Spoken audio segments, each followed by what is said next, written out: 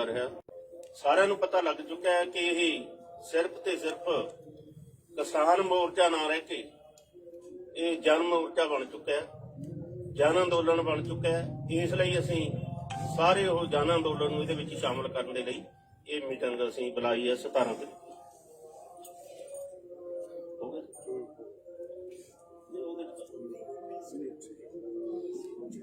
चलो ਇਹਦੀ डेट ਜਿਹੜਾ ਭਾਰਤ ਬੰਦ ਕਰਨਾ ਸੀ ਉਹਦੀ 26 ਤਰੀਕ ਅਸੀਂ ਤੈਅ ਕੀਤੀ ਹੈ। ਉਹਨਾਂ ਦੂਸਰਿਆਂ ਨੂੰ ਸ਼ਾਮਲ ਕਰ ਲਾਂਗੇ। 26 ਤਰੀਕ ਅਸੀਂ ਇਸ ਲਈ ਤੈਅ ਕੀਤੀ ਹੈ ਕਿ 26 ਤਰੀਕ ਨੂੰ ਦਿੱਲੀ ਦੇ ਬਾਰਡਰਾਂ ਤੇ ਆਏ ਨੂੰ ਸਾਨੂੰ ਪੂਰੇ 4 ਮਹੀਨੇ ਹੋ ਜਾਣਗੇ। ਉਹ 4 ਮਹੀਨੇ ਵਾਲਾ ਦਿਨ ਹੈ ਜਿਹੜਾ ਉਸ ਦਿਨ ਤੇ ਭਾਰਤ ਬੰਦ ਦੀ ਕਾਲ ਦਿੱਤੀ ਹੈ। ਮੁਕੰਮਲ ਬੰਦ ਹੋਊਗਾ ਸਵੇਰ ਤੋਂ ਲੈ ਕੇ ਸ਼ਾਮ ਤੱਕ। कुछ भी नहीं चलूगा, ना सड़कों से चलूगा, ना रेलवे ट्रैक से चलूगा, ना कोई यह जिहा अदारा जिहड़ा खुला रहूगा। मुकम्मल बंद होगा, शांतमई होगा जिहड़ा 26 तरीक का। उदों अगे 19 मार्च नूं असीं मंडी बचाओ, खेती बचाओ ते मजारा लहर के शहीदां नूं जिहड़ा पंजाब दे विच इक मजारा लहर चली, अगे पिंड किशनगढ़ दे विच ਉਹ ਮਜਾਰਾ ਲਹਿਰ ਦਾ ਅਸੀਂ ਦਿਨ ਮਨਾਉਂਦੇ ਆ। ਉਹ ਵੀ ਅਸੀਂ ਫੈਸਲਾ ਕੀਤਾ ਕਿ ਇਤਕੀ ਬਾਰਡਰਾਂ ਦੇ ਉੱਪਰ ਹੀ ਮਜਾਰਾ ਲਹਿਰ ਦਾ ਜਿਹੜਾ ਦਿਨ ਆ ਉਹ ਮਨਾਇਆ ਜਾਊਗਾ। ਮੰਡੀ ਬਚਾਓ ਦੇ ਨਾਲ ਜਿਹੜਾ ਹੁਣੇ ਇਹਨਾਂ ਨੇ ਫੈਸਲਾ ਲਿਆ FCI ਨੇ ਕਿ ਜਿਹੜੇ ਕਿਸਾਨ ਦੇ ਕੋਲੇ ਮਾਲਕੀ ਜ਼ਮੀਨ ਦੇ ਕਾਗਜ਼ ਹੋਣਗੇ ਉਹਨਾਂ ਤੋਂ ਹੀ ਅੱਗੇ ਕਣਕ ਦੀ ਖਰੀਦ ਕੀਤੀ ਜਾਊਗੀ। ਜਿਨ੍ਹਾਂ ਕੋਲੇ ਨਹੀਂ ਹੋਣਗੇ ਉਹ ਕਾਗਜ਼ਾਤ, ਜਮਾਬੰਦੀ ਨਹੀਂ ਹੋਊਗੀ, ਗਿਰਦਾਵਰੀਆਂ ਨਹੀਂ ਹੋਣਗੀਆਂ, ਉਹਨਾਂ ਦੀ ਫਸਲ ਨਹੀਂ ਖਰੀਦੀ ਜਾਊਗੀ। ਅਸੀਂ ਸਮਝਦੇ ਹਾਂ ਕਿ ਇਹ ਜਿਹੜੇ ਤਿੰਨੇ ਕਾਲੇ ਕਾਨੂੰਨ ਬਣਾਏ ਆ ਇਹਨਾਂ ਕਾਨੂੰਨਾਂ ਦਾ ਹੀ ਹਿੱਸਾ ਹੈ ਕਿ ਕਿਹੜੇ ਢੰਗ ਨਾਲ ਉਹ ਕਣਕ ਦੀ ਖਰੀਦ ਤੋਂ ਪਿੱਛੇ ਹਟਣਾ। ਪੰਜਾਬ ਦੇ ਵਿੱਚ ਬਹੁਤ ਸਾਰੇ, ਹਰਿਆਣੇ ਦੇ ਵਿੱਚ ਬਹੁਤ ਸਾਰੇ ਜਿਹੜੇ ਲੋਕ ਹੈ ਜਿਹੜੇ ਜ਼ਮੀਨਾਂ ਦੇ ਮਾਲਕ ਨਹੀਂ, ਠੇਕੇ ਉੱਪਰ ਲੈ ਕੇ ਉਹ ਖੇਤੀ ਕਰਦੇ ਆ। ਤੇ ਉਹ ਜਿਹੜੇ ਠੇਕੇ ਵਾਲੇ ਲੋਕ ਨੇ ਉਹ ਮਤਲਬ ਬਾਹਰਲੀਆਂ ਕੰਟਰੀਆਂ ਦੇ ਵਿੱਚ ਬੈਠੇ ਨੇ ਤੇ ਉਹਨਾਂ ਦੀਆਂ ਜ਼ਮੀਨਾਂ ਤੇ ਖੇਤੀ ਅਸੀਂ ਕਰਦੇ ਆ। ਇਹਦਾ ਮਤਲਬ ਇਹ ਹੋਊਗਾ ਕਿ ਸਾਡੇ ਪਾਸ ਉਹ ਕਾਗਜ਼ਾਤ ਨਹੀਂ ਹੋਣਗੇ ਤੇ ਸਾਡੀ ਜਿਹੜੀ ਫਸਲ ਹੈ ਉਹ ਨਹੀਂ ਮਤਲਬ ਖਰੀਦੀ ਜਾਊਗੀ। ਇਹ ਵੀ ਇਸ ਕਰਕੇ ਅਸੀਂ ਜਿਹੜਾ ਇਹ ਖੇਤੀ ਬਚਾਓ, ਮੰਡੀ ਬਚਾਓ, ਮਜਾਰਾ ਲਹਿਰ ਦੇ ਸ਼ਹੀਦਾਂ ਦਾ 19 ਮਾਰਚ ਉਹਨਾਂ ਨੂੰ ਅਸੀਂ ਸਮਰਪਿਤ ਕੀਤਾ। 19 ਮਾਰਚ ਨੂੰ ਜਿਹੜਾ ਮੈਂ ਪਹਿਲਾਂ ਬੋਲ ਚੁੱਕਿਆ ਕਿ ਉਸ ਢੰਗ ਦੇ ਨਾਲ ਅਸੀਂ ਐਸਡੀਮਾਂ ਨੂੰ ਮੰਗ ਪੱਤਰ ਦੇ ਕੇ ਤੇ ਇੱਥੇ ਜਿਹੜਾ ਮਜਾਰਾ ਲਹਿਰ ਦੇ ਸ਼ਹੀਦਾਂ ਨੂੰ ਸ਼ਰਧਾਂਜਲੀ ਭੇਟ ਕਰਕੇ ਇਹ ਦਿਨ ਮਨਾਵਾਂਗੇ। 23 ਮਾਰਚ ਨੂੰ ਅਸੀਂ ਸਾਰੇ ਜਾਣਦੇ ਹਾਂ ਸ਼ਹੀਦ ਆਜਮ ਭਗਤ ਸਿੰਘ ਜਿਨ੍ਹਾਂ ਨੇ ਕਾਰਪੋਰੇਟ ਘਰਾਣਿਆਂ ਦੇ ਵਿਰੋਧ ਦੇ ਵਿੱਚ ਕਾਰਪੋਰੇਟਾਂ ਨੂੰ ਭਜਾਓ ਤੇ ਦੇਸ਼ ਨੂੰ ਆਜ਼ਾਦ ਕਰਾਓ, ਅੰਗਰੇਜ਼ਾਂ ਨੂੰ ਭਜਾਓ ਦਾ ਸੱਦਾ ਦਿੱਤਾ ਔਰ ਉਹਨਾਂ ਨੇ ਫਾਂਸੀ ਦਾ ਰੱਸਾ ਜਿਹੜਾ ਚੁੰਮਿਆ। ਉਸ ਦਿਨ ਤੇ ਰਾਜਗੁਰੂ ਸੁਖਦੇਵ, ਸਰਦਾਰ ਭਗਤ ਸਿੰਘ ਉਹਨਾਂ ਦਾ ਸ਼ਹੀਦੀ ਦਿਹਾੜਾ ਸੀ ਉਹ ਵੀ ਬਾਰਡਰਾਂ ਦੇ ਉੱਪਰ ਹੀ ਮਨਾਉਣ ਦਾ ਫੈਸਲਾ ਕੀਤਾ। ਅਸੀਂ ਸੱਦਾ ਦੇਵਾਂਗੇ ਸਾਰੇ ਹਰਿਆਣੇ ਦੇ, ਭਾਰਤ ਦੇ, ਪੰਜਾਬ ਦੇ ਜਿਹੜੇ ਨੌਜਵਾਨ ਕਿ ਉਹ ਯੂਥ ਸਾਰੇ ਦਾ ਸਾਰਾ ਉਹੀ ਪੱਗ ਜੋ ਭਗਤ ਸਿੰਘ ਦੇ ਬੰਨੀ ਸੀ ਉਹ ਪੱਗਾਂ ਬੰਨ ਕੇ ਦਿੱਲੀ ਵੱਲ ਨੂੰ ਵਹੀਰਾਂ ਕੱਤਣ ਤੇ ਉਹਨਾਂ ਦਾ ਜਿਹੜਾ ਸ਼ਹੀਦੀ ਦਿਹਾੜਾ ਉਹ ਇਹਨਾਂ ਬਾਰਡਰਾਂ ਦੇ ਉੱਪਰ ਹੀ ਮਨਾਇਆ ਜਾਵੇ। ਉਸ ਤੋਂ ਅੱਗੇ ਹੋਲੇ ਮਹੱਲੇ ਦਾ ਸੀ ਇੱਕ ਏਜੰਡਾ ਸਾਡੇ ਕੋਲੇ ਆਇਆ। ਪੰਜਾਬ ਦੀਆਂ 32 ਜਥੇਬੰਦੀਆਂ ਦੀ ਮੀਟਿੰਗ ਦੇ ਵਿੱਚ ਅਸੀਂ ਉਹ ਜਿਹੜਾ ਫੈਸਲਾ ਕਰਾਂਗੇ। ਅੱਜ ਦੀ ਮੀਟਿੰਗ ਦੇ ਵਿੱਚ ਇਹ ਜਿਹੜੇ ਪ੍ਰੋਗਰਾਮ ਹੈ ਇਹਨਾਂ ਦਾ ਅਸੀਂ ਐਲਾਨ ਕਰਦੇ ਹਾਂ ਤੇ ਨਾਲ ਜਿਹੜਾ ਮੋਰਚਾ ਸਾਡਾ ਚੱਲ ਰਿਹਾ ਹੈ ਜਿਉਂ ਦੀ ਤਿਉਂ ਚੱਲੂਗਾ। ਬੇਸ਼ੱਕ ਉਹ ਹਾੜੀ ਦਾ ਸੀਜ਼ਨ ਹੋਵੇ, ਬੇਸ਼ੱਕ ਉਹ ਗਰਮੀ ਦਾ ਸੀਜ਼ਨ ਹੋਵੇ, ਅਸੀਂ ਪੂਰੀ ਉਹਦੀ ਵਿਉਂਤਬੰਦੀ ਕਰ ਲਈ ਹੈ। ਤੇ ਨਾਲ ਜੋ 5 ਸਟੇਟਾਂ ਦੇ ਵਿੱਚ ਚੋਣਾਂ ਹੋ ਰਹੀਆਂ ਉਹਨਾਂ ਚੋਣਾਂ ਦੇ ਵਿੱਚ ਜੋ ਸੰਯੁਕਤ ਮੋਰਚੇ ਨੇ ਸੱਦਾ ਦਿੱਤਾ ਕਿ ਬੀਜੇਪੀ ਨੂੰ ਸਬਕ ਸਿਖਾਓ, ਉਹ ਸਾਡੇ ਸੰਯੁਕਤ ਮੋਰਚੇ ਦੇ ਜਿਹੜੇ ਲੀਡਰ ਸਾਹਿਬਾਨ ਹੈ ਉਹ ਵੱਖ-ਵੱਖ ਸਟੇਟਾਂ ਦੇ ਵਿੱਚ ਰਵਾਨਾ ਹੋ ਚੁੱਕੇ ਆ। ਉਹ ਪ੍ਰਚਾਰ ਆਪਦਾ ਚੋਣਾਂ ਦਾ ਕਰਨਗੇ। ਅਸੀਂ ਪ੍ਰਚਾਰ ਸਾਡਾ ਸੰਯੁਕਤ ਮੋਰਚੇ ਦਾ ਉਹਨਾਂ ਕਿਸਾਨਾਂ ਤੱਕ ਲੈ ਕੇ ਜਾਵਾਂਗੇ ਕਿ ਇਹ ਕਿਸਾਨਾਂ ਨੂੰ ਕਿਵੇਂ ਗਮਰਾਹ ਕਰ ਰਹੇ ਆ, ਕਿਵੇਂ ਜ਼ਮੀਨਾਂ ਹਥਿਆ ਰਹੇ ਆ, ਕਿਵੇਂ ਖੇਤੀ ਖੋਹ ਰਹੇ ਆ ਤੇ ਕਿਵੇਂ ਹਰਾਸਮੈਂਟ ਕਿਸਾਨਾਂ ਦੀ ਹੋ ਰਹੀ ਹੈ ਤੇ ਨਾਲ ਰਿਪਰੈਸ਼ਨ ਹੈ ਜਿਹੜਾ ਝੂਠੇ ਕੇਸ ਬਣਾ ਕੇ ਇਰਾਦਾ ਕਤਲ ਦੇ ਜੇਲ੍ਹਾਂ ਦੇ ਵਿੱਚ ਡੱਕੇ ਹੋਏ ਆ ਤੇ ਉਹ ਰਿਪਰੈਸ਼ਨ ਹੈ ਜਿਹੜਾ ਉਹ ਵੀ ਅਸੀਂ ਸਾਰੇ ਭਾਰਤ ਦੇ ਵਿੱਚ ਉਹ 5 ਸਟੇਟਾਂ ਦੇ ਵਿੱਚ ਲੈ ਕੇ ਜਾਵਾਂਗੇ। ਇਹਦਾ ਜਿਹੜਾ ਚਿਹਰਾ ਹੈ ਬੀਜੇਪੀ ਸਰਕਾਰ ਦਾ ਕਿਸਾਨ ਵਿਰੋਧੀ ਚਿਹਰਾ, ਉਹ ਅਸੀਂ ਲੋਕਾਂ ਦੇ ਵਿੱਚ ਜਾ ਕੇ ਆਪਣੀਆਂ ਸਟੇਜਾਂ ਤੋਂ ਕਿਸੇ ਦੀ ਪਾਰਟੀ ਦੀ ਸਪੋਰਟ ਦੇ ਵਿੱਚ ਨਹੀਂ ਜਾਵਾਂਗੇ, ਕਿਸੇ ਨੂੰ ਵੋਟ ਦੇਣ ਨੂੰ ਨਹੀਂ ਕਹਾਂਗੇ, ਸਿਰਫ ਇੱਕੋ ਹੀ ਗੱਲ ਕਹਾਂਗੇ ਕਿ ਕਿਸਾਨ ਵਿਰੋਧੀ ਜਿਹੜੀ ਬੀਜੇਪੀ ਹੈ ਇਹਨੂੰ ਸਬਕ ਸਿਖਾਓ। ਅੱਜ ਦੀ ਮੀਟਿੰਗ ਦੇ ਸਾਡੇ ਇਹ ਪ੍ਰੋਗਰਾਮ। सर, मैं भारत बंद और जो कैलेंडर है उसको जरा हिंदी में या अंग्रेजी में 15 मार्च को ट्रेड यूनियंस के साथ पिछले प्रेस कॉन्फ्रेंस में ही एक प्रोग्राम डिक्लेयर किया गया था कि एंटी कॉर्पोरेटाइजेशन, एंटी प्राइवेटाइजेशन दिन बना के उसके प्रतिरोध में वो दिन मनाया जाएगा। तो डीजल और पेट्रोल के बढ़ते हुए दाम को भी उस दिन स्पेसिफिकली हाईलाइट करते हुए 15 मार्च के कार्यक्रम होंगे। क्या कार्यक्रम है?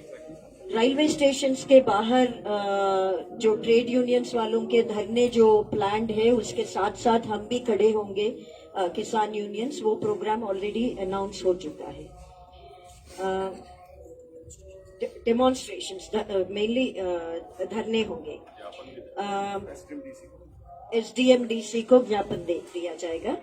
और 19 तारीख को दो अलग अलग इश्यूज बट इंटरकनेक्टेड इश्यूज उसको लेके 19 का दिन मार्क किया जाएगा। एक है खेती बचाओ मंडी बचाओ, जो खास करके FCI के ऊपर जो वीकनिंग वाला अटैक हो रहा है और पंजाब में और बाकी राज्यों में भी, हरियाणा में पिछले साल शुरू हुआ था पंजीकरण कराना। This is directly related to landless tenants को क्या खतरे हैं आगे जाके प्रोक्योरमेंट रेजिम में, वो हाईलाइट करते हुए मुजारा लहर का शहादत जो हुआ था उसी दिन, ये दोनों दे आर कनेक्टेड, वो हाईलाइट करते हुए 19 तारीख को मंडियों के पास भी धरने वो सब होंगे और ये देश भर में होगा। और उसके बाद 23 को जो शहीद दिवस है, उस शहीद दिवस में जैसे आपने पिछले दिनों में देखा KMP ब्लॉकेट के लिए रिस्पांस देखा, जब महिला दिवस का हमने ये कॉल दिया था कि महिलाएं आए ये मोर्चों के प्रोटेस्ट साइट्स पे, आपने देखा हजारों की संख्या में कैसे आए हैं। ऐसे ही शहीद दिवस पे हमारा कॉल है कि देश के युवा ये प्रोटेस्ट साइट्स पे पहुंचे। वो है 23 तारीख का। और 26 तारीख को ऑल ओवर इंडिया, हाँ, शहीद दिवस तो ऑल ओवर इंडिया होगा, जैसे 19 का भी ऑल ओवर इंडिया है। 26 को है भारत बंद सुबह से शाम तक। और उस भारत बंद का प्रिपरेशन में हम 27 मार्च को एक इंटरनल मीटिंग भी करेंगे। कई सारे 17 मार्च को अलग अलग यूनियंस के साथ, ट्रांसपोर्टर्स एसोसिएशंस के साथ, अलग अलग लोगों के साथ। और 28 को होली के दिन ये 3 कानून को जलाया जाएगा। ये है कार्यक्रम। मैं वहां से माइक घुमाऊं प्रधान जी। साथियों, हमने बहुत विस्तार से मूल्यांकन किया कि आंदोलन की क्या स्थिति है। हम समझते हैं कि आंदोलन का लोग किसानों का गुस्सा इन सवालों पर बढ़ रहा है। ये बात कही जाती है कि धरनों पे संख्या कम है, जो स्थिति काम की बढ़ रही है उसमें ऐसा दिख सकता है, लेकिन धीरे धीरे कई सारे कार्यक्रमों में, खासतौर से 23 तारीख को इन धरनों की संख्या बहुत तेजी से बढ़ेगी। मैं उत्तर प्रदेश से आपको बता दूं कि लगातार एक ट्रैक्टर यात्रा जो है तराई के इलाके में चल रही है। बहुत बड़ी बड़ी जनसभाएं और महापंचायतें उत्तर प्रदेश में हो रही हैं जो नहीं हो रही थी। लखनऊ के अंदर एक पक्का मोर्चा लगातार बैठा हुआ है, काकोरी के अंदर, पूर्वी उत्तर प्रदेश के अंदर बड़ी बड़ी महासभाएं हो रही हैं, इलाहाबाद में हुई, आज बलिया में हुई है। तो इस तरह से ये आंदोलन पूरे उत्तर प्रदेश के अंदर फैल रहा है, इस इलाके में जहां पर बहुत दमन था और आंदोलन के बढ़ने की स्थिति नहीं थी। ये बात प्रतिबद्धता के साथ हम कह सकते हैं कि किसानों का गुस्सा तीनों कानून को वापस कराने, बिजली बिल का सवाल तेजी से बढ़ा है पेट्रोल डीजल रसोई गैस के साथ, और टोल का जो वसूली ज्यादा तेजी से की जा रही है, दुगना रेट ले लिया जाता है और ऑटोमेटिकली फास्टैग से कट जाता है। ये एक सवाल हमारे प्रचार का बड़ा सवाल होगा और हम देश भर में टोल फ्री करने की तरफ बढ़ेंगे।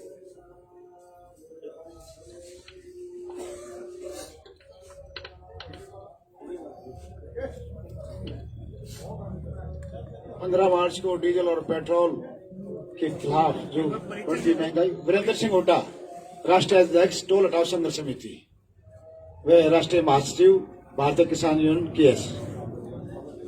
तो मेरे प्रेस के भाइयों, 15 मार्च को डीजल पेट्रोल के खिलाफ जो है बढ़ती महंगाई और गैस के खिलाफ हम जो जितने ट्रेड यूनियन है उनके साथ हम कार्यक्रम में हिस्सा लेंगे, संयुक्त किसान मोर्चा। और 17 मार्च को हमारी सांझ एक मीटिंग होगी यहाँ ट्रेड यूनियन और व्यापार मंडल के साथ। और 19 मार्च को खेती बचाओ और मंडी बचाओ अभियान। 26 मार्च को भारत बंद चक्का जाम होगा और सभी ट्रेड यूनियन दुकानें सब बंद होंगी। हुड्डा साहब आज अविश्वास प्रस्ताव लेके आई थी कांग्रेस, लेकिन वो गिर गया। सॉरी, आज के प्रेस कॉन्फ्रेंस में डॉक्टर सुनीलम जी है, किसान संघर्ष समिति मध्य प्रदेश से।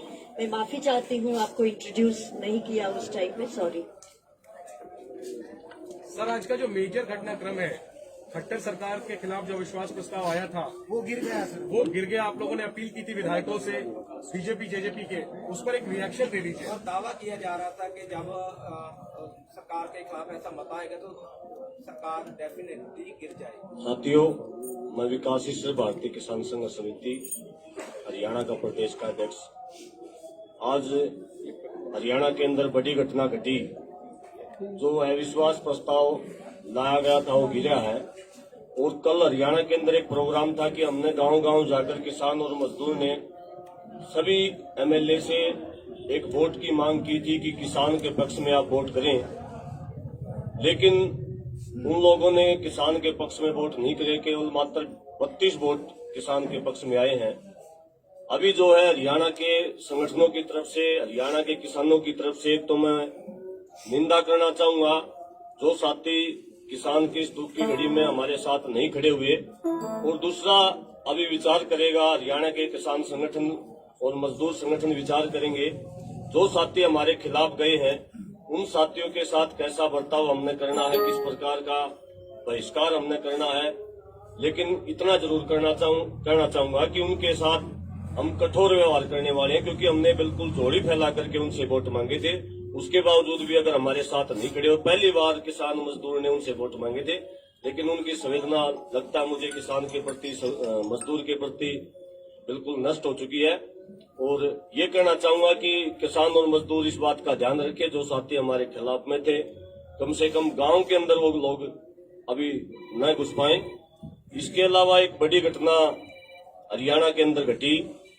गांव सिवाया के अंदर संयुक्त किसान मोर्चे का आह्वान के ऊपर वहां के एक जो जुलाना से जो एमएलए हैं मस्जिद ढांडा, उनका विरोध करते हुए कुछ साथियों का लड़ाई झगड़ा वहां हुआ।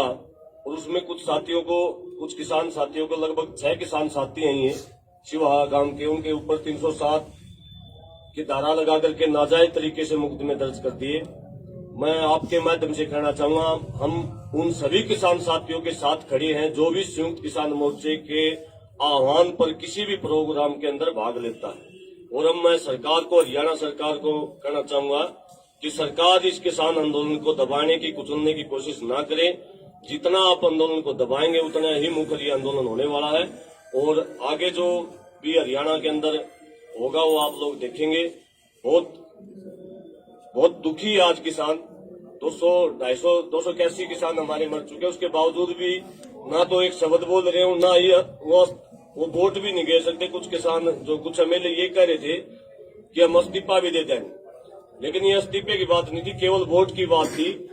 वो जो छुपे हुए मुखौटा डाले हुए एमएलए थे जो किसान और मजदूर को गुमराह कर रहे थे, इस अविश्वास प्रस्ताव के माध्यम से सारे किसान और मजदूर के सामने आके उनका असली चेहरा। के बाद बीजेपी को कितना बल मिला है, क्योंकि किसान संगठन और विरोधी लगातार कह रहे थे कि सरकार गिर जाएगी, बीजेपी को पहला झटका हरियाणा से मिलेगा। तो अब बल तो मिलेगा ना कहीं बीजेपी की। देखिए, कोई बल नहीं मिला। कोई बल नहीं मिल रहा हमें, कोई वैसे भी हमें कोई उम्मीद नहीं है बीजेपी के नेताओं से किसी, क्योंकि जो एक शब्द बोलने के लिए तैयार नहीं, वो वोट भी नहीं गिर सकता। लेकिन हमने नैतिकता दिखाई उनसे, हमारे बार बार वोट लिए, लाखों बार हमने वोट दिया उनको, लाखों वोट देके एमएलए बनाया, और वो वोट गिरने का अधिकार भी किसान और मजदूर ने दिया। उसके बावजूद भी हमने नैतिकता के आधार पर उनसे वोट की मांग की थी। वो अगर वोट वो नहीं देते तो उनकी नैतिकता के आधार पर उनको वैसे भी, ये लोकतंत्र नाम की चीज बची नहीं, नैतिकता के आधार पर वैसे भी वो हमें तो मारी ओढ़ के तो एमएलए रहे, कोई मजबूती नहीं। आपने कहा कि आप स्टोरी फैलाकर उससे बात की कि हमें वोट दो, तो उन्होंने आपकी बात नहीं मानी। क्या किसान जत्थेबंदियों की हार माना जाए इसे? बिल्कुल भी हार नहीं है किसान जत्थेबंदियों की, क्योंकि किसान जो है लगातार इस लड़ाई को लड़ेगा। और आने वाले समय में आप हरियाणा के अंदर देखोगे, पहले भी आपने देखा कि किसी एमएलए, किसी मंत्री, किसी मुख्यमंत्री की गांव के अंदर घुसने की जरूरत नहीं होती, और जो भी कोई मंत्री एमएलए घर से बाहर निकला तो पुलिस फोर्स को लेकर निकलता है। किसान जत्थेबंदियां पूरी मजबूती के साथ लड़ रही हैं, विशेषकर हरियाणा में। अब जो भी जेजेपी और बीजेपी का विधायक, जो अब कुछ विधायकों के हमें उम्मीद थी कि वो शायद इस्तीफा देंगे या वोट देंगे, लेकिन वो भी सामने आ गए। अब और दुगनी तिगनी मजबूती के साथ ये आंदोलन हरियाणा के अंदर होने वाला है, क्योंकि सरकार दबाव में नहीं है, ये पता लग रहा है इससे। हाँ जी, सरकार दबाव में देखो सरकार ही नहीं है तो सरकार नहीं है, सरकार थोड़ी है। ये तो लोकतंत्र की बिल्कुल यहाँ तो हत्या हो चुकी है। सरकार होती तो 307 के मुकदमे बनते क्या घर बैठे हैं। सरकार नहीं है, लेकिन ये मैं कहना चाहूंगा कि सरकार नाम की चीज नहीं है, संविधान नाम की चीज नहीं है। किसान अपनी लड़ाई को मजबूती के साथ लड़ेगा, और हरियाणा में 4 गुना मजबूती के साथ किसान अब इस कल से इस लड़ाई को 4 गुना मजबूती के साथ लड़ेगा। बूटा सिंह जी किस आधार ਤੇ ਕਿਸ ਥੋੜਾ ਜਿਹਾ ਜੋ ਇਹਨਾਂ ਨੇ ਸਵਾਲ ਕਰਿਆ ਨਾ, ਦੇਖੋ ਇਸੇ ਨਾਲ ਹੀ ਜੁੜਿਆ ਸਵਾਲ ਆ ਜੀ, ਇਸੇ ਨਾਲ ਹੀ ਜੁੜਿਆ। ਜੋ ਕਿਸਾਨ ਆਗੂ ਲਗਾਤਾਰ ਦਾਅਵਾ ਕਰ ਰਹੇ ਸੀ ਕਿ ਪਿਛਲੇ ਸਮੇਂ ਤੋਂ ਕਿ ਜੇਕਰ ਅਜਿਹਾ ਕੋਈ ਵਿਸ਼ਵਾਸ ਨਹੀਂ ਕਰੇਗਾ ਤਾਂ ਸਰਕਾਰ ਟੈਕਸ ਨਹੀਂ ਦਿੱਤੇਗੀ। ਉਹਦੇ ਪਿੱਛੇ ਆਧਾਰ ਕੀ ਸੀ, ਉਹਦੇ ਪਿੱਛੇ ਜ਼ਮੀਨੀ ਹਕੀਕਤ ਸੀ ਕੀ ਸੀਗੀ ਕਿ ਜਿਹੜੀ ਅੱਜ ਜਾ ਕੇ ਮਿੱਟੀ ਵਿੱਚ ਰੋਗੀ? ਤੁਹਾਨੂੰ ਕੋਈ ਸੰਕੇਤ, ਤੁਹਾਡਾ ਕੋਈ ਵਿਸ਼ਵਾਸ ਤਾਂ ਹੋਵੇਗਾ ਜਿਹੜਾ ਕੌਨਫੀਡੈਂਸ ਤੁਸੀਂ ਕਹਿ ਰਹੇ ਸੀ ਵਰਨਾ ਸਰਕਾਰ ਡਿੱਗੇਗੀ ਕੋਈ ਨਹੀਂ ਹੈਗਾ।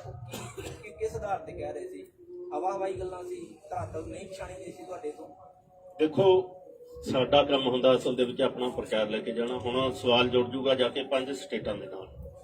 ਅਗਰ ਉੱਥੇ ਬੀਜੇਪੀ ਜਿੱਤ ਜਾਂਦੀ ਹੈ ਤਾਂ ਤੁਸੀਂ ਫੇਰ ਇਹ ਸਵਾਲ ਕਰਨਾ ਕਿ ਕਿਸਾਨ ਸੰਯੁਕਤ ਮੋਰਚੇ ਦੀ ਹਾਰ ਹੋਗੀ। ਸਵਾਲ ਹਾਰ ਦਾ ਨਹੀਂ ਹੈ, ਸਵਾਲ ਉਹਨਾਂ ਦੇ ਵਿਰੋਧ ਦੇ ਵਿੱਚ ਲੋਕਾਂ ਨੂੰ ਗੱਲ ਕਹਿਣ ਦਾ, ਆਪਣੇ ਮੋਰਚੇ ਦੇ ਨਾਲ ਜੋੜਨ ਦਾ। ਇਹੀ ਹਰਿਆਣੇ ਦੇ ਵਿੱਚ, ਜਿਵੇਂ ਪੰਜਾਬ ਦੇ ਵਿੱਚ ਪਹਿਲਾਂ ਸ਼ੁਰੂ ਹੋਇਆ ਸੀ, ਜੇ ਹਰਿਆਣੇ ਦੇ ਵਿੱਚ ਐਡਵਾਂਸ ਸ਼ੁਰੂ ਹੋਇਆ ਹੁੰਦਾ ਤਾਂ ਗਿਰ ਜਾਂਦੀ। ਵੱਡੀਆਂ ਰੈਲੀਆਂ ਜਿਹੜੀਆਂ ਆਰਗੇਨਾਈਜ਼ ਕੀਤੀਆਂ ਗਈਆਂ ਵੀ ਉਹਦੀ ਲੱਗਦਾ ਆਊਟਪੁੱਟ ਨਿਕਲੂਗੀ ਹੁਣ, ਜਾਂ ਕੀ ਕਿਹਾ ਜਾ ਸਕਦਾ? ਕਿਉਂਕਿ ਵੱਡੀਆਂ ਰੈਲੀਆਂ ਹਰਿਆਣੇ ਦੇ ਵਿੱਚ ਵੀ ਬਹੁਤ ਸਾਰੀਆਂ ਮਹਾਂਪੰਚਾਇਤਾਂ ਹਰਿਆਣੇ ਚ ਦੇਖੀਆਂ, ਲੇਕਿਨ ਤੁਸੀਂ ਕਹਿੰਦੇ ਹੋ ਕਿ ਲੋਕਾਂ ਨੂੰ ਜੋੜਨ ਦੀ ਗੱਲ ਕੀਤੀ ਜਾਵੇ। ਇਹਦਾ ਮਤਲਬ ਹਰਿਆਣਾ ਦਾ ਹਜੇ ਬਹੁਤ ਸਾਰਾ ਹਿੱਸਾ ਇਹੋ ਜਿਹਾ ਹੈਗਾ ਜਿਹੜਾ ਨਹੀਂ ਜੁੜਿਆ ਧਰਨੇ ਦੇ ਨਾਲ ਜਾਂ ਅੰਦੋਲਨ ਨਾਲ। ਅਸੀਂ ਕੋਸ਼ਿਸ਼ ਕਰ ਰਹੇ ਹਾਂ ਕਿ ਹਰਿਆਣਾ ਔਰ ਪੰਜਾਬ ਦੇ ਵਿੱਚ ਇਹ ਵੱਡੀਆਂ ਮਹਾਂਪੰਚਾਇਤਾਂ ਨਾ ਹੋਣ। ਜਿੱਥੇ ਅਜੇ ਅੰਦੋਲਨ ਨਹੀਂ ਭਖਿਆ ਉੱਥੇ ਜ਼ਿਆਦਾ ਲੋੜ ਲੱਗਦੀ ਹੈ ਸਾਨੂੰ। ਉੱਧਰ ਨੂੰ ਅਸੀਂ ਜਾ ਰਹੇ ਹਾਂ, ਵੱਡੀਆਂ ਮਹਾਂਪੰਚਾਇਤਾਂ ਉੱਧਰ ਨੂੰ ਕਰ ਰਹੇ ਹਾਂ, ਲੋਕਾਂ ਨੂੰ ਨਾਲ ਜੋੜ ਰਹੇ ਹਾਂ। ਤੁਸੀਂ ਇਹਨੂੰ ਐਂ ਨਾ ਦੇਖੋ ਕਿ ਮੋਰਚਾ ਹਫ਼ਤੇ ਨੂੰ ਖਤਮ ਹੋਣ ਵਾਲਾ। ਅਸੀਂ ਇਸ ਨਾਲ ਨਹੀਂ ਬੈਠੇ। ਅਸੀਂ ਜਦ ਤੱਕ ਪੂਰੇ ਭਾਰਤ ਦੇ ਵਿੱਚ ਫੈਲਦਾ ਨਹੀਂ ਤੇ ਮੋਦੀ ਸਰਕਾਰ ਝੁਕ ਨਹੀਂ ਜਾਂਦੀ ਉਦੋਂ ਤੱਕ ਬੈਠੇ ਆ, ਕੋਈ ਕਾਹਲ ਨਹੀਂ ਹੈ ਸਰ। ਹੁਣ ਤੱਕ ਜਿੱਥੇ ਰਹਿ ਕੇ ਨਹੀਂ, ਹੁਣ ਪਿਛਲੀ ਸਾਰੇ ਦਾਅਵਾ ਕੀਤਾ ਹੈ ਇਸਦਾ ਕਿ ਪੂਰੇ ਦੇਸ਼ ਭਰ ਵਿੱਚ ਅੰਦੋਲਨ ਭਖ ਚੁੱਕਿਆ, ਲੋਕ ਜਾਗਰੂਕ ਹੋ ਚੁੱਕੇ ਹੋ। ਤੁਸੀਂ ਕਹਿ ਰਹੇ ਹੋ ਕਿ ਹਜੇ ਭਖਿਆ ਨਹੀਂਗਾ। ਔਰ ਦੂਸਰਾ ਸਵਾਲ ਇਹ ਆ, ਬੀਜੇਪੀ ਲਗਾਤਾਰ ਕਹਿੰਦੀ ਹੈ ਕਿ ਕੁਝ ਪੋਲੀਟੀਕਲ ਪਾਰਟੀਆਂ ਨੂੰ ਫਾਇਦਾ ਦੇਣ ਦੇ ਲਈ ਸੰਯੁਕਤ ਕਿਸਾਨ ਮੋਰਚੇ ਦੇ ਲੀਡਰ ਜਿਹੜੇ ਕਿ 5 ਸੂਬਿਆਂ ਦੇ ਵਿੱਚ ਜਾ ਰਹੇ ਨੇ। ਜੇਕਰ ਹਰਿਆਣਾ ਦੇ ਵਿੱਚ ਏਡੀ ਵੱਡੀ ਲਾਮਬੰਦੀ ਦੇ ਬਾਵਜੂਦ ਤੁਹਾਡੇ ਨਹੀਂ ਹੋ ਸਕਿਆ ਕੰਮ, ਤਾਂ ਤੁਹਾਨੂੰ ਕਿਵੇਂ ਲੱਗਦਾ ਕਿ ਦੂਜੇ ਸੂਬੇ ਵੀ ਤੁਹਾਡੇ ਅੰਗੇਜ ਟੂ ਬੀਜੇਪੀ ਵੋਟ ਕਰ ਸਕਦੇ ਨੇ? ਇੱਥੇ ਤੁਸੀਂ ਕਹਿੰਦੇ ਹਰਿਆਣਾ ਨਹੀਂ ਜਾਗਿਆ ਸੀ, ਇੱਕ ਪਾਸੇ ਕਹਿੰਦੇ ਹਰਿਆਣਾ ਪੂਰੀ ਤਰ੍ਹਾਂ ਉੱਠ ਕੇ ਨਾਲ ਆ ਗਿਆ।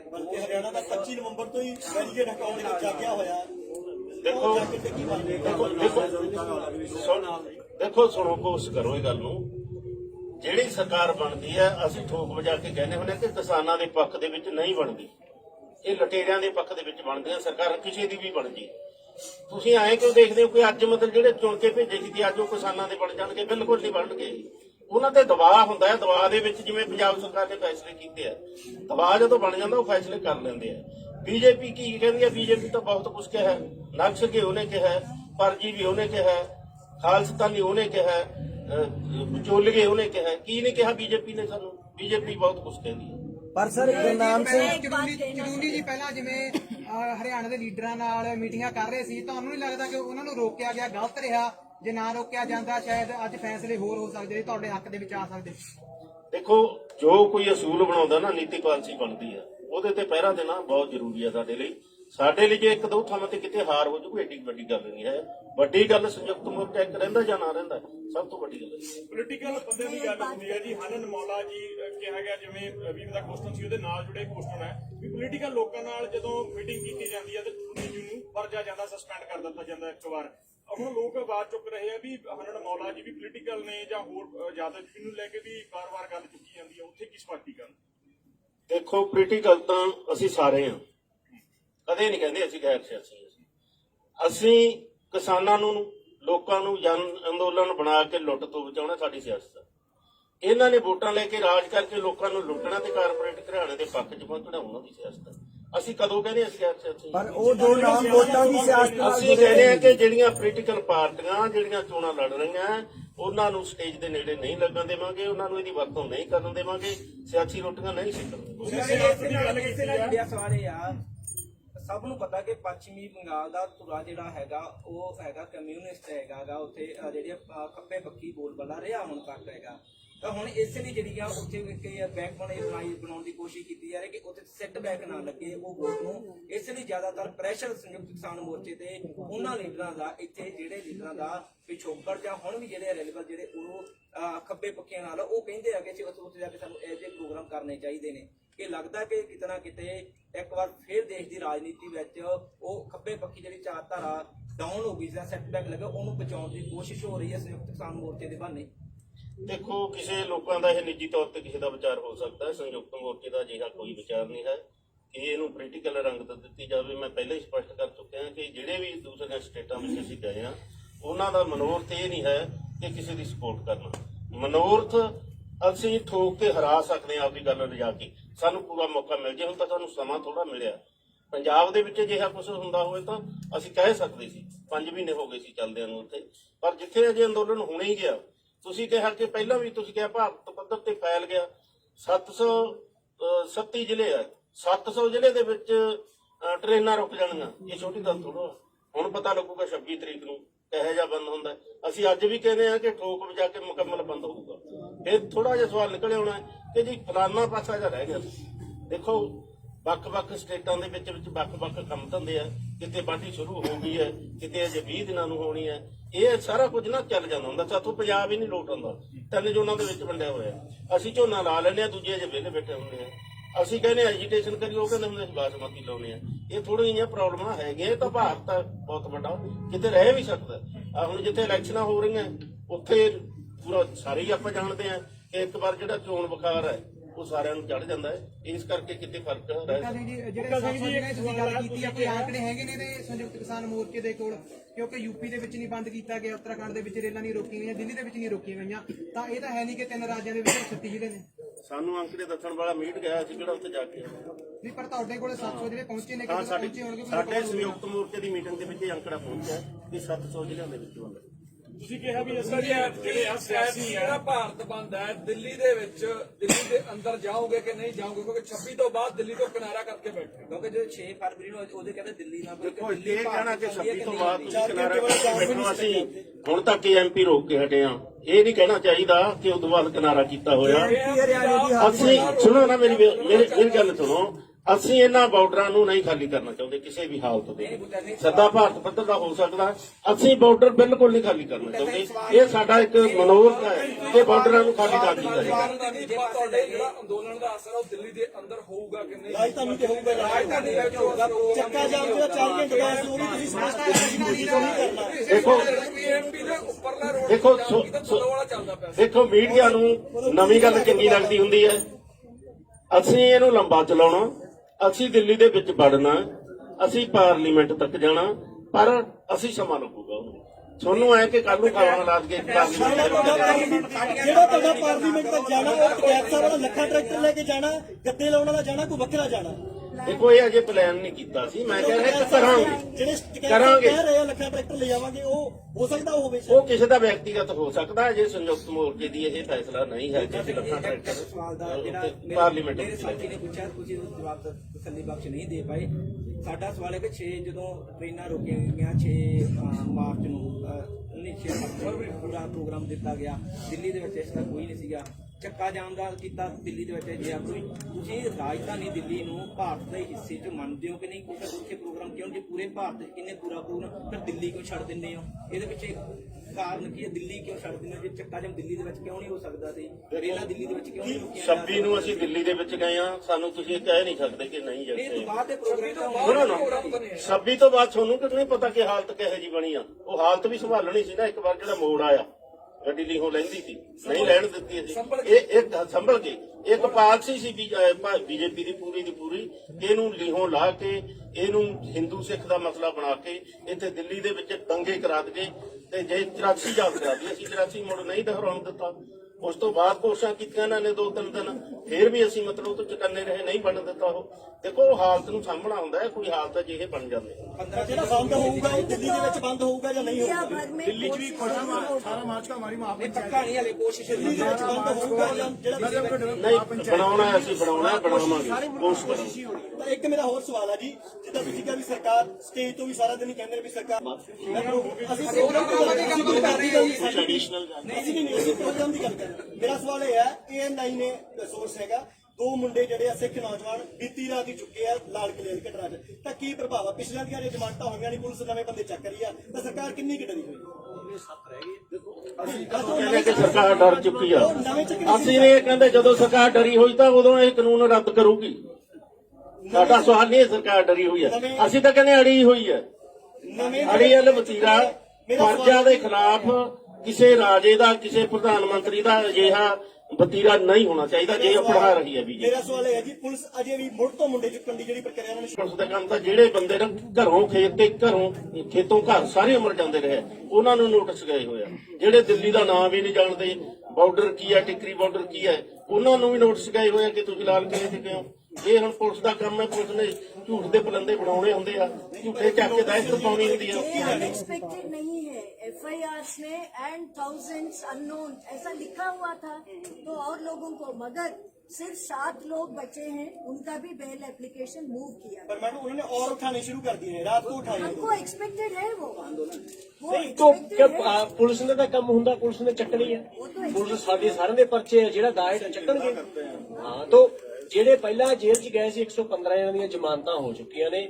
ਪੁਲਿਸ ਨੇ ਹਜ਼ਾਰਾਂ ਅਣਪਛਾਤਿਆਂ ਦੇ ਜਿਹੜੇ ਪਰਚੇ ਦਰਜ ਕੀਤੇ ਨੇ। ਪੁਲਿਸ ਦਾ ਕੰਮ ਹੀ ਇਹ ਹੈ। ਜਿਹੜੇ 12 ਵਜੇ ਤੱਕ ਲਾਪਤਾ ਦਾ ਪਤਾ ਨਹੀਂ ਲੱਗਿਆ, ਉਹਨਾਂ ਦੇ ਵਾਲੀ ਵਾਰਸਾਂ ਨੂੰ ਕੀ ਜਵਾਬ ਦੇਣਾ? ਉਹਨਾਂ ਦੇ ਪਰਿਵਾਰਾਂ ਨੂੰ ਅਸੀਂ ਮਿਲ ਕੇ, ਠੀਕ ਹੈ, ਜਿਹੜੀ ਅਸੀਂ ਲੀਗਲ ਕਮੇਟੀ ਬਣਾਇਆ ਕਰਕੇ 12 ਨਹੀਂ 4 ਸਾਡੇ ਕੋਲ ਸਿਰਫ ਜਿਹੜੇ 4 ਨਾਮ ਨੇ। परसों पंगू साहब ने 12 नाम बोले। नहीं, 10 है, 6 पंजाब से, 4 हरियाणा से, 10 है। तो मगर जो अरेस्टेड वालों को रिलीज करने का काम में सिर्फ 7 है, उन 7 का बेल एप्लीकेशन भी किया गया। ਬੁਲਾਇਆ ਉਹਨਾਂ ਪਰਿਵਾਰਾਂ ਨੂੰ ਬੁਲਾਇਆ। ਉਹਨਾਂ ਆਪਣੇ ਪਰਿਵਾਰਾਂ ਨਾਲ ਮਿਲ ਕੇ ਉਹ 'ਚ ਹੇਵੀਅਸ ਕਾਰਪਸ ਰਿਟ ਹੋ ਸਕਦੀ ਜਾਂ ਹੋਰ ਜਿਹੜਾ ਲੀਗਲ ਵੀ ਹੋ ਸਕਦਾ ਕੱਢਾ। ਦੇਖੋ ਤੁਸੀਂ ਪੁਲਿਸ ਦੀ ਕਾਰਵਾਈ ਨੂੰ ਜਿਵੇਂ ਠੀਕ ਹੁੰਦਾ ਨਾ ਐ ਮੰਨ ਲੈਂਦੇ ਹੋ। ਤੁਸੀਂ ਤਾਂ ਜਾਣਦੇ ਹੋ ਨਾ ਤਿੰਨੇ। ਇੱਕ ਮਿੰਟ ਸੁਣੋ ਨਾ, ਮੇਰੇ ਤੇ 3 FIR ਦਰਜ ਕੀਤੇ 26 ਤਰੀਕ ਨੂੰ। ਗਾਜੀਪੁਰ ਵੀ ਇਹ ਸੀਗਾ, ਉੱਥੇ ਪੁਲਿਸ ਤੇ ਹਮਲਾ ਕੀਤਾ। ਸਿੰਘੂ ਬਾਰਡਰ ਤੇ ਸੀ, ਉੱਥੇ ਪੁਲਿਸ ਨੇ ਹਮਲਾ ਕੀਤਾ। ਟਿਕਰੀ ਬਾਰਡਰ ਸੀ। ਮੇਰੇ ਕੋਲ ਕਿਹੜਾ ਹੈਲੀਕਾਪਟਰ ਦਿੱਤਾ ਸੀ ਮੋਦੀ ਨੇ ਮੈਨੂੰ ਜਾਂ ਪੁਲਿਸ ਨੇ ਕਿ ਹੈਲੀਕਾਪਟਰ ਚੜਿਆ ਜਾ ਕੇ ਉੱਥੇ ਹਮਲਾ ਕਰਤਾ। ਇਹ ਤਾਂ ਬਾਤ ਦੇ ਬਤੰਗੜ ਝੂਠ ਦੇ ਪਲੰਦੇ ਪੁਲਿਸ ਨੇ ਬਣਾਉਣੇ। मैं इसमें जोड़ना चाहता हूं कि हम लोग जो भाजपा हराओ और कॉरपोरेट को सबक सिखाओ, क्योंकि जो पूरा संघर्ष है वो कॉरपोरेट के साथ है। एक तरफ मोदी सरकार के साथ है जिसने कानून लाया, दूसरी तरफ कॉरपोरेट के साथ है जिसके इशारे पर ये कानून लेके आया। तो उसको लेकर के पश्चिम बंगाल के अंदर भी 6 सभाएं हैं, उसके अंदर साथी जा रहे हैं संयुक्त किसान मोर्चे के, और फिर आसाम के अंदर भी जा रहे हैं। ये एक बात कहना चाहता हूं। दूसरी बात ये कहना चाहता हूं कि पूरे देश में तमाम लोगों ने मिट्टी सत्याग्रह का एक योजना बनाई है, और वो मिट्टी लेकर के अपने अपने गांव की यहाँ पर आकर के जो किसान यहाँ पर शहीद हुए हैं उनका शहीद स्मारक बनाने का उन्होंने संकल्प लिया है। वो मिट्टी लेकर के आ रहे हैं। गांधी जी ने जो 12 मार्च से 6 अप्रैल तक का जो किया था दांडी मार्च, उनसे प्रेरणा लेकर के 100 साल पहले जो असहयोग आंदोलन हुआ था उससे प्रेरणा लेकर के लोग चले हैं। उसकी केवल आपको मैं सूचना देने का काम कर रहा हूं। मध्य प्रदेश के अंदर संयुक्त संघर्ष मोर्चे ने ये तय किया है कि वो ये सभी कार्यक्रम करेगा। 52 जिलों के अंदर संयुक्त मोर्चा सक्रिय है और वहां पर ज्ञापन देने का काम भी किया जाएगा। मैं आपसे एक बात और जोड़ना चाहता हूं, आप नोट करिए कि 11 करोड़ टन सरकार ने कहा कि अनाज का उत्पादन है गेहूं का, और उसमें से केवल 4.5 करोड़ टन ही वो समर्थन मूल्य पे खरीदेंगे, जिसका मतलब ये है कि बाकी वो नहीं खरीदेंगे और वो पूरी लूट होगी। हम उस लूट का विरोध करते हैं। और ये जो आपको बताया गया कि हम मंडी बचाओ खेती बचाओ को लेके ज्ञापन देंगे, तो उसके अंदर मुख्य बात यह है, जैसे मध्य प्रदेश के अंदर अब तक जो पंजीयन हो गए, पंजीयन का काम बंद हो गया, लेकिन केवल 40% किसानों का पंजीयन हुआ है जिन्होंने गेहूं का उत्पादन किया। बाकी का पंजीयन इसलिए नहीं किया कि सर्वर डाउन था और उनका जो नक्शा खसरा था उसके साथ में जुड़ाव नहीं हो पाया। ये राजस्व विभाग की जिम्मेदारी है कि वो पंजीयन करे पूरे देश के किसानों की और सबका समर्थन मूल्य के ऊपर खरीद हो। ये बात कहना चाहता। ਕਾਫੀ ਸਮਾਂ ਹੋ ਗਿਆ, ਅਸੀਂ ਵੀ ਜਾਣਾ ਟਿੱਕਰੀ ਬਾਰਡਰ ਤੇ। ਸਾਰਿਆਂ ਦਾ ਬਹੁਤ ਬਹੁਤ ਧੰਨਵਾਦ ਕਰਦੇ ਹਾਂ ਤੇ ਪ੍ਰੈਸ ਕਾਨਫਰੰਸ ਸਮਾਪਤ। ਸਵਾਲ ਹੈ ਜੀ ਇੱਥੋਂ ਨਾਲ ਜੀ ਕਿ ਕਾਲਾ ਬਰਾੜ ਨਾਂ ਦੇ ਵਿਅਕਤੀ ਤੇ ਹਮਲਾ ਹੋਇਆ ਜੀ ਤੁਹਾਡੇ ਪਿੰਡ 'ਚ, ਤੁਹਾਡੇ ਤੇ ਐਲੀਗੇਸ਼ਨ ਲਾ ਰਿਹਾ ਜੀ, ਕੀ ਉਹਦੇ ਬਾਰੇ ਸਪਸ਼ਟ ਕਰ। ਉਹ ਬੰਦਾ ਮਾਨਸਿਕ ਤੌਰ ਤੇ ਥੋੜਾ ਪਰੇਸ਼ਾਨ ਆ। ਪਿੰਡ ਜਿਹੜਾ ਕਿਸੇ ਨਾਲ ਝਗੜਾ ਹੋਇਆ ਉਹਦੇ 'ਚ ਉਹ ਹੋਰ ਬੰਦੇ ਦਾ ਨਾਮ ਲੈ ਰਿਹਾ, ਹਸਪੀਟਲ 'ਚ ਹੋਰ ਦਾ ਨਾਮ ਲੈ ਰਿਹਾ, FIR ਕਿਸੇ ਹੋਰ ਤੇ ਕਰਵਾ ਰਿਹਾ। ਇੱਥੇ ਤਿੰਨੋਂ ਚੀਜ਼ਾਂ ਤੁਸੀਂ ਵੈਰੀਫਾਈ ਕਰ ਲਓ। ਲੋਕ ਕਹਿ ਰਹੇ ਤੁਹਾਡਾ ਪੁਰਾਣਾ ਸਾਥੀ ਉਹ ਚੈਨਲ ਤੇ ਮੈਂ ਮਾਨਹਾਨੀ ਦਾ ਕੇਸ ਕਰੂੰਗਾ, ਉਹਨੂੰ ਖਿੱਚੂੰਗਾ। ਬਿਲਕੁਲ ਕੁਫਰ ਤੋਲਿਆ ਉਸ ਚੈਨਲ ਨੇ, ਉਹ 'ਚ ਕੋਈ ਸੱਚਾਈ ਨਹੀਂ ਹੈ। 3 ਤਰ੍ਹਾਂ ਦੇ ਬਿਆਨ ਦਿੰਦਾ, ਤਿੰਨੋਂ ਚੀਜ਼ਾਂ ਔਨ ਰਿਕਾਰਡ ਨੇ। ਜਦੋਂ ਅਦਾਲਤ 'ਚ ਉਹਨੂੰ ਘੜੀਸੂਗਾ ਤੁਸੀਂ ਦੇਖ ਲਿਓ। ਪਰ ਕੀ ਉਹ ਬੰਦਾ ਸਭ ਤੋਂ ਤੁਹਾਡੇ ਲਿੰਕ ਵਾਲਾ ਪੁਰਾਣਾ ਸੰਬੰਧ ਹੈ ਤੁਹਾਡੇ ਨਾਲ? ਨਹੀਂ ਜੀ ਨਹੀਂ, ਤੁਹਾਨੂੰ ਉਹ ਜਾਣਦਾ ਜੀ, ਤੁਹਾਡੀ ਜਥੇਬੰਦੀ ਦਾ ਜੀ? ਨਹੀਂ ਜੀ ਨਹੀਂ, ਉਹ ਪਿਛਲੇ 5 ਸਾਲਾਂ ਤੋਂ ਆਮ ਆਦਮੀ ਪਾਰਟੀ ਨਾਲ ਰਿਹਾ। 2015 ਦੇ ਵਿੱਚ ਕੋਈ ਘਟਨਾ ਵਾਪਰੀ ਸੀ ਬਰਜਿੰਦਰਾ ਕਾਲਜ ਦੇ ਵਿੱਚ, ਇਹ 'ਚ ਕੋਈ 20 ਲੱਖ ਜਾਂ 25 ਲੱਖ ਦੇ ਵਿੱਚ ਕੋਈ ਰਾਜਨਾਮਾ ਦੀ ਗੱਲਬਾਤ ਹੋਈ ਹੋਵੇ, ਕੋਈ 3.5 ਲੱਖ ਰੁਪਏ ਤੁਹਾਡੇ ਕੋਲੇ ਗਿਆ? ਕਾਫੀ ਕੁਝ ਤੁਹਾਡੇ ਬਾਰੇ ਦੱਸ ਰਹੇ। ਨਹੀਂ ਜੀ ਨਹੀਂ, ਏਦਾਂ ਦੀ ਕੋਈ ਗੱਲ ਨਹੀਂ ਹੋਈ। ਬਰਜਿੰਦਰਾ ਕਾਲਜ ਲੜਾਈ ਹੋਈ, ਉਹਨਾਂ ਲੱਖਾਂ ਦਾ ਰਾਜਨਾਮਾ ਕਰ ਤੇ ਪੈਸੇ ਲੈ ਲਏ ਉਹਨਾਂ ਦੇ। ਦੇਖੋ ਕਹਿੰਦੇ ਦੀਪ ਸਿੰਘ ਵਾਲਾ ਵਿਅਕਤੀਗਤ ਐਲੀਗੇਸ਼ਨ ਇਸ ਕਾਨਫਰੰਸ ਦੇ ਵਿੱਚ ਨਾ ਲਾਈਏ ਆਪਾਂ, ਇਹ ਵੱਖਰਾ ਮਾਮਲਾ। ਬੂਟਾ ਸਿੰਘ ਜੀ, ਲੰਗਰਾਂ ਦੇ ਵਿੱਚ ਜਿਹੜੀ ਰਸਦ ਆ ਉਹ ਲੋਕੀ ਜਾਂ ਤਾਂ ਕਾਰ ਸੇਵਾ ਨਾਲ ਚੱਲ ਰਹੀ ਆ ਜਾਂ ਫਿਰ ਲੋਕੀ ਜਿਹੜਾ ਪਿੰਡਾਂ 'ਚੋਂ ਫੰਡ ਇਕੱਠਾ ਹੁੰਦਾ ਉਹਦੇ ਨਾਲ ਚੱਲ ਰਹੀ ਆ। ਬਹੁਤ ਸਾਰੇ ਲੰਗਰ ਵਾਲੇ ਇਹ ਕਹਿੰਦੇ ਨੇ ਕਿ ਸਾਡੇ ਕੋਲੇ ਕੋਈ ਸੰਯੁਕਤ ਮੋਰਚੇ ਵੱਲੋਂ ਜਿਹੜੀ ਮਦਦ ਆ ਉਹ ਨਹੀਂ ਆ ਰਹੀ। ਦੇਖੋ, ਪਹਿਲੀ ਗੱਲ ਤਾਂ ਅਸੀਂ ਇਹ ਕੋਈ ਫੈਸਲਾ ਨਹੀਂ ਕੀਤਾ ਕਿ ਜਿਹੜੇ ਲੰਗਰ ਦੀ ਸੇਵਾ ਹੈ ਸੰਯੁਕਤ ਮੋਰਚਾ ਚਲਾਊਗਾ। ਸਾਰਿਆਂ ਨੂੰ ਰਾਸ਼ਨ ਇਕੱਠਾ ਕਰਨ ਨੂੰ ਕਿਹਾ, ਮੈਂ 6 ਮਹੀਨਿਆਂ ਦਾ ਰਾਸ਼ਨ ਇਕੱਠਾ ਕਰਨ ਲਈ ਕਿਹਾ। ਟਰਾਲੀਆਂ ਭਰੀਆਂ ਪਈਆਂ, ਕਿਸੇ ਕੋਲੇ ਤੋੜਾ ਨਹੀਂ। ਜੇ ਕੋਲੇ ਤੋੜਾ ਹੋਇਆ ਅਸੀਂ ਆਪਣੇ ਲੰਗਰਾਂ ਦੇ ਵਿੱਚੋਂ ਦੇਵਾਂਗੇ, ਕੋਈ ਤੋੜਾ ਨਹੀਂ ਹੈ। ਇਹ ਇੱਕਾ ਦੁੱਕਾ ਕੋਈ ਕਰਨਾ ਹੁੰਦਾ। ਉਹਨਾਂ ਨੇ ਉੱਤੇ ਕਿਹਾ ਸੀ ਕਿ ਜਿਹੜੀ ਟਰਾਲੀ ਦੇ ਵਿੱਚ ਆਉਣ ਵਾਲੇ ਦਿਨਾਂ ਜਿਹੜੀ ਦਿੱਕਤਾਂ ਹੋਣਗੀਆਂ ਉਹ ਅਸੀਂ ਪੂਰੀਆਂ ਕਰਾਂਗੇ। ਦੇਖੋ, ਪਿੰਡ ਇਕਾਈਆਂ ਸਾਡੀਆਂ, ਬਲਾਕ ਇਕਾਈਆਂ, ਡਿਸਟ੍ਰਿਕਟ ਇਕਾਈਆਂ ਤੇ ਪੰਜਾਬ ਦੀਆਂ ਬੋਰਡ, ਮਤਲਬ ਸਟੇਟ ਬੋਰਡ। ਜਿਹੜੀਆਂ ਪਿੰਡ ਇਕਾਈਆਂ ਉਹਨਾਂ ਦੀ ਡਿਊਟੀ ਹੈ ਕਿ ਰਾਸ਼ਨ ਇਕੱਠਾ ਕਰਨਾ, ਜਦੋਂ ਮੁੱਕ ਗਿਆ ਦੁਬਾਰਾ ਇਕੱਠਾ ਕਰਨਾ। ਅਜੇ ਹੀ ਕੋਈ ਨਹੀਂ ਹੈ ਜਿਹੜਾ ਤੁਸੀਂ ਆ ਕਹਿ ਰਹੇ ਹੋ ਕਿ ਸੰਯੁਕਤ ਮੋਰਚਾ ਉਹਨਾਂ ਨੂੰ।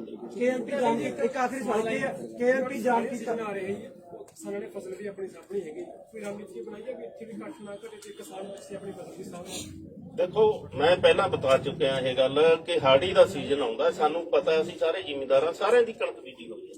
1 ਹਫ਼ਤੇ ਤੋਂ ਵੱਧ ਸੀਜ਼ਨ ਨਹੀਂ ਹੈ। ਇੱਕ ਹਫ਼ਤੇ ਦੀ ਮਤਲਬ ਜਿਹੜੀ ਸ਼ਿਫਟ ਬਣਾਈ ਹੋਈ ਹੈ ਸਾਰੇ ਪਿੰਡਾਂ ਦੇ ਵਿੱਚ। 10 ਬੰਦੇ, ਕਿਸੇ ਪਿੰਡ ਚੋਂ 20 ਬੰਦੇ, ਕਿਸੇ ਚੋਂ 50 ਬੰਦੇ, ਉਹ ਆਉਂਦੇ ਆ, ਹਫ਼ਤਾ ਲਾ ਕੇ ਜਾਂਦੇ, ਦੂਜੇ ਮੁੜ ਜਾਂਦੇ। ਕੋਈ ਪ੍ਰੋਬਲਮ ਨਹੀਂ, ਨੋ ਪ੍ਰੋਬਲਮ, ਨਾ ਟਰੈਕਟਰਾਂ ਦੀ ਨਾ ਟਰਾਲੀਆਂ ਦੀ। ਕੋਈ ਫਰਕ ਨਹੀਂ ਪੈਂਦਾ। ਇੱਕ ਪਿੰਡ ਦੇ ਵਿੱਚੋਂ 2 ਟਰੈਕਟਰ ਇੱਥੇ ਖੜੇ ਆ, ਉਹ ਪਿੰਡ ਵਾਲਿਆਂ ਨੇ ਜ਼ਿੰਮੇਵਾਰੀ ਚੱਕੀ ਹੈ ਕਿ ਜੇ ਮੋਦੀ ਸਰਕਾਰ ਨੇ ਇਹਨਾਂ ਨੇ ਅੱਗ ਲਾਤੀ, ਅਸੀਂ ਪਿੰਡ ਇਹਨਾਂ ਨੂੰ ਸਾਂਝੇ ਇਕੱਠੇ ਕਰਕੇ ਦੇਵਾਂਗੇ। ਬੂਟਾ ਸਿੰਘ ਜੀ, ਐਡੇ ਫੈਸਲੇ ਲਏ ਕਿਸਾਨ ਆਗੂ ਸਰਕਾਰ ਤੇ ਦਬਾਅ ਬਣਾਉਣ ਦੀ ਜਿਹੜੀ ਕੋਸ਼ਿਸ਼ ਕਰ ਰਹੇ ਨੇ, ਹਨਾ, ਜਿਵੇਂ ਤੁਸੀਂ ਕਹਿ ਰਹੇ ਹੋ ਕਿ ਰਾਜਾਂ ਦੇ ਵਿੱਚ ਅਸੀਂ ਜਾ ਰਹੇ ਹਾਂ, ਕਈ ਰਣਨੀਤੀਆਂ ਤੁਸੀਂ ਵਰਤ ਰਹੇ ਹੋ, ਪਰ ਹਜੇ ਵੀ ਦੋਨੇ ਜਿਹੜੀਆਂ ਸਟੇਜਾਂ ਨੇ ਉਹਨਾਂ ਦੇ ਗੱਭੇ ਜਿਹੜਾ ਰਾਹ ਬੰਦ ਕੀਤਾ ਗਿਆ ਹੈ ਤਾਂ ਕਿਸਾਨ ਆਗੂ ਉਹ ਨਹੀਂ ਖੁਲਾ ਸਕੇ। ਅਸੀਂ ਤਾਂ ਖਿਲਾਉਣਾ ਨਹੀਂ ਚਾਹੁੰਦੇ ਅਜੇ ਰਾਹ ਕੋਈ। ਉਹਦੇ ਕਰਕੇ ਦਿੱਕਤ ਬੜੀ ਨਹੀਂ, ਬਿਲਕੁਲ ਨਹੀਂ। ਜਿੱਦੇ ਖੋਲਣਾ ਹੋਇਆ ਅਸੀਂ ਕਹਾਂਗੇ ਵੀ ਹੁਣ ਇਹਨੂੰ ਖੋਲ ਦਿਓ, ਨਹੀਂ ਅਸੀਂ ਖੋਲਾਂਗੇ। ਬੂਟਾ ਜੀ, ਆਖਰੀ ਸਵਾਲ ਲੈ ਲਓ, ਆਖਰੀ ਸਵਾਲ। ਦੀ ਹਿੰਦੂ ਦੇ ਵਿੱਚ ਸਟੇਟਮੈਂਟ ਲੱਗੀ ਹੋਈ ਆ ਡਾਕਟਰ ਦਰਸ਼ਨਪਾਲ ਦੇ ਹਵਾਲੇ ਤੋਂ ਕੋਟ ਕੀਤਾ ਗਿਆ। ਉਹਨਾਂ ਨੇ ਕਿਹਾ ਗਿਆ ਕਿ ਅਸੀਂ ਥੋੜਾ ਜਿਹਾ ਨਰਮੀ ਨਾਲ ਵੀ ਸੋਚ ਸਕਦੇ ਹਾਂ। ਸੰਭਾਵਨਾ ਕੀ ਦੇਖਦੇ ਹੋ ਕਿ ਕਦੋਂ ਮੀਟਿੰਗ ਹੋ ਸਕਦੀ ਆ? ਐਮਐਸਪੀ ਨੂੰ ਲੈ ਕੇ ਵੀ ਉੱਥੇ ਕਿਹਾ ਗਿਆ ਕਿ ਵਿਚਾਰ ਹੋ ਸਪਸ਼ਟ ਰੂਪ ਚ ਕਹੀ ਸੀ ਕਿ ਜਿਵੇਂ ਉਹਨਾਂ ਦੇ ਖਿਲਾਫ ਜਸਵੀਰ ਭਾਟੀ ਜੀ ਵੀ ਬੈਠੇ ਮੋਰਚੇ ਦਾ ਸੁਣੋ ਮੇਰੀ ਗੱਲ, ਸੰਯੁਕਤ ਮੋਰਚੇ ਦਾ ਦ੍ਰਿੜ ਫੈਸਲਾ ਹੈ ਤਿੰਨੇ ਕਾਨੂੰਨ ਰੱਦ ਕਰਾਉਣੇ, ਐਮਐਸਪੀ ਵਾਲਾ ਕਾਨੂੰਨ ਨਵਾਂ ਬਣਵਾਉਣਾ। ਇਦੋਂ ਪਿੱਛੇ ਹਟਣਾ ਸੰਯੁਕਤ ਮੋਰਚੇ ਦਾ ਕੋਈ ਮਾਮਲਾ ਨਹੀਂ ਹੈ। ਇਹ ਜਿਵੇਂ ਕਿਤੇ ਜਿਵੇਂ ਤੁਸੀਂ ਸੁਣ ਲਿਆ ਉਹ ਅਸੀਂ ਵੀ ਸੁਣ ਲਿਆ, ਅਗਲੀ ਅਸੀਂ ਮੀਟਿੰਗ ਦੇ ਵਿੱਚ ਸਪਸ਼ਟੀਕਰਨ ਲਵਾਂਗੇ ਕਿ ਕਿਹਨੇ ਕਿਹਾ ਉਹ ਜਾਂ ਕਿਉਂ ਕਿਹਾ। ਬੂਟਾ ਸਿੰਘ ਜੀ ਕੇਐਮਪੀ ਜਾਮ ਕੀਤਾ ਗਿਆ 26 ਨੂੰ ਭਾਰਤ ਬੰਦ ਦਾ ਵੀ ਸੱਦਾ। ਚਰਚਾਵਾਂ ਨੇ ਵੀ ਸਰਕਾਰ ਜੇ ਗੱਲਬਾਤ ਨਹੀਂ ਕਰਨੀ ਚਾਹੁੰਦੀ, ਜਿਹੜੇ ਇਹ ਪ੍ਰੋਗਰਾਮ ਨੇ ਇਹ ਸਰਕਾਰ ਤੇ ਗੱਲਬਾਤ ਦੇ ਦਬਾਅ ਲਈ ਨੇ ਜਾਂ ਇਹਨਾਂ ਦਾ ਕੋਈ ਹੋਰ ਮਤਲਬ ਹੈ? ਆਊਟਪੁੱਟ ਹੋ ਸਕਦੀ ਹੈ।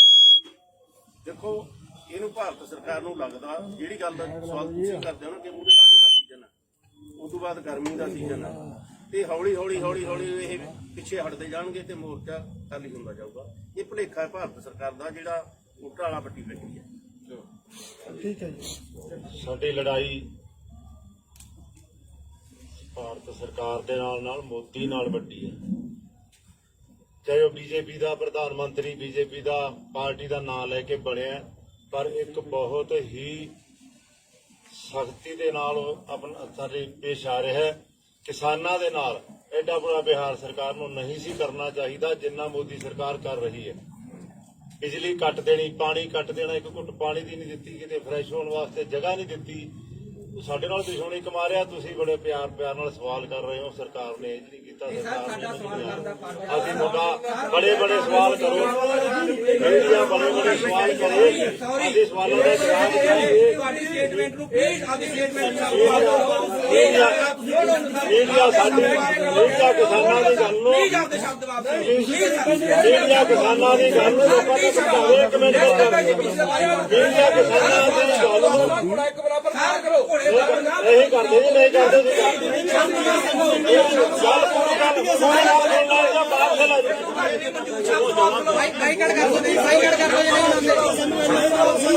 ਬਾਤ ਬਿਲਕੁਲ ਬਾਤ ਸੁਣਾਉਂਗਾ, ਤੂੰ ਮੇਰੀ ਗੱਲ ਤਾਂ ਸੁਣ ਲੈ। ਸ਼ਬਦਵਾਨ ਨੂੰ ਕਹੋ ਸ਼ਬਦ ਮੈਂ ਲੈ ਲੈ ਇਹਨਾਂ ਦੇ ਸ਼ਬਦ ਦੇਖੋ ਇੰਜ ਨਾ ਕਰੋ, ਕੋਈ ਬੰਦੇ ਤੋਂ ਕੋਈ ਸ਼ਬਦ ਨਾ ਤੇਜ਼ੀ ਨਾਲ ਨਿਕਲ ਸਕਦਾ। ਜੇ ਤਾਂ ਸੰਯੁਕਤ ਮੋਰਚਾ ਤੁਹਾਡੀ ਕਦਰ ਨਹੀਂ ਕਰਦਾ ਫਿਰ ਤਾਂ ਤੁਸੀਂ ਕਹੋਗੇ ਇਸਲਾਮ। ਅਸੀਂ ਕਹਿੰਦੇ ਪ੍ਰੈਸ ਤੋਂ ਬਿਨਾਂ ਸਾਡਾ ਅੰਦੋਲਨ ਚੱਲ ਹੀ ਨਹੀਂ ਸਕਦਾ। ਇਨਵਾਈਟ ਕੀਤਾ ਗਿਆ ਮੀਡੀਆ ਨੂੰ। ਮੈਂ ਮੋਦੀ ਮੀਡੀਆ ਦੇ ਖਿਲਾਫ ਵੀ ਨਹੀਂ ਬੱਚੇ ਸਾਡੀਆਂ ਗੱਡੀਆਂ ਖਾਣਾ ਖਲੋਤੀਆਂ ਸਾਨੂੰ ਕੋਈ ਗੱਲ ਨਹੀਂ, ਤੁਸੀਂ ਤਾਂ ਬਹੁਤ ਤਜਰਬੇਕਾਰ ਹੋ। ਤੁਸੀਂ ਤਾਂ ਆਪਾਂ ਸਮਾਪਤੀ ਕਰਕੇ ਵਧੀਆ ਹੈ। ਧੰਨਵਾਦ। ਮੈਂ ਵਾਪਸ ਲੈ ਲੈ ਮੈਨੂੰ